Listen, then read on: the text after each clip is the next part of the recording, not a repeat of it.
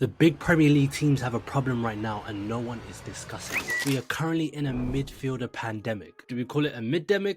A midfielder-demic? I don't know innit, but we are in a problem right now. Every single big club needs to revamp their midfield. For Manchester City, we're seeing Gundogan and Bernardo Silva potentially leaving the club this summer. Kevin De Bruyne is not that young either, he's 32, so they may need to look to replace him in the future. For Arsenal, it's something similar. Arsenal have an aging midfield. Xhaka could be potentially leaving to Germany this summer. Rumours today are linking Jorginho to Lazio. Thomas Partey has all of his off-field drama going on. For Man United, they literally need more bodies in their team. At the moment, it's Casemiro and Bruno that can play at a high level, but who else? And they're also missing certain profiles that can bring the ball out from defence. For Chelsea, their Champions League winning midfield from only 2 seasons ago have all left the club. Kante has gone to Al Ittihad. Jorginho has gone to Arsenal. Kovacic looks like he's going to Man City. So whilst they have Enzo Fernandez, they still need more players to complement him. And then for Liverpool, we all know their midfield problems. They need a complete revamp as well, but they've started well with Alexis McAllister. And what the craziest part of all of this is that everyone is shopping in the same market. Since January, we've heard the same names being rinsed all over again and everyone has been linked to every single club. I've seen Declan Rice linked to Liverpool, Chelsea, United, Arsenal, City, same for Caicedo, same for McAllister, and now we're seeing new names like Mason Mount potentially going to Man United, Kefren Turam to Liverpool, Manu Kone as well to Liverpool, Romeo Lavia who's just been relegated with Southampton. It's such a small pool of quality midfielders in the world that are all young but they suffice at the top level. But what is the true importance of these teams revamping their midfield?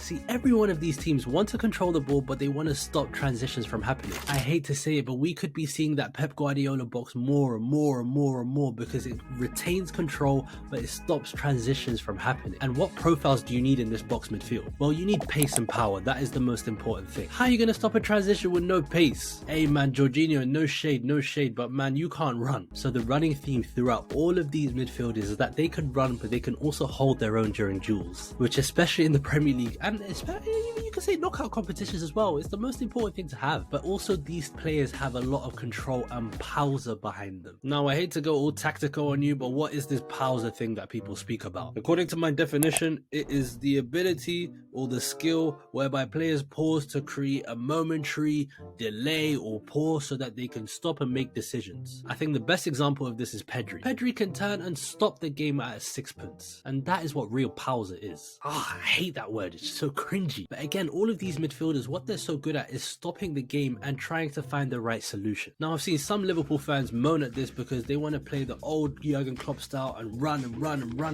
but it's looking long right now if you want to play like that.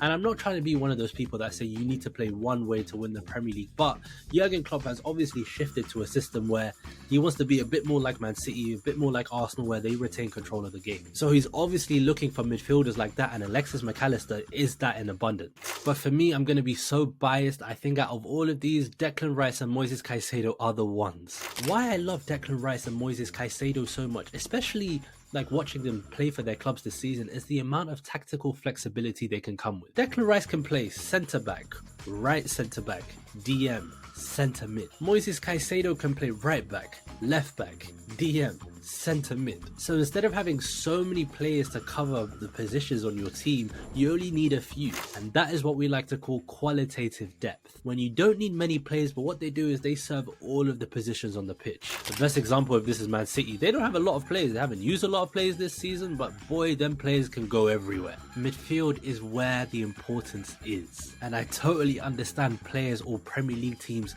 looking for the same players to buy. So which one of them has the best project? And that's what these clubs need to sell them onto. So all in all, the midfield is a summary of the team. They keep the structure intact. If the midfield is all over the place, you will be all over the place. As we saw with Liverpool this season, they weren't compact enough, and Fabinho, according to some people, he looked like a Sudanese uncle. Not my words. So what these teams are trying to do is they're trying to target young midfielders to really future-proof it. You spend big now and you don't have to touch the engine room of your team for 3 or 4 years. That's what I like to hear. And like I said, I'm being biased again, but who genuinely, I don't mean to say this as an Arsenal fan, but whoever ends up with Declan Rice and Moises Caicedo, you are set. I can also add Kefren Turam and Romeo Lavia. Them 4 players, they are the gems of this transfer window. Sign them them and you're good. And the replacements are not so good, but they'll do a job. Thank you guys for watching this video. If you liked it, please give me a subscribe down below. I know the people that watch my video are not currently subscribed to me. Leave a like, comment down below what you want to see next, and that's pretty much it. I've been Remedy. You guys have been my loyal subscribers. Take care, and I'll see you soon.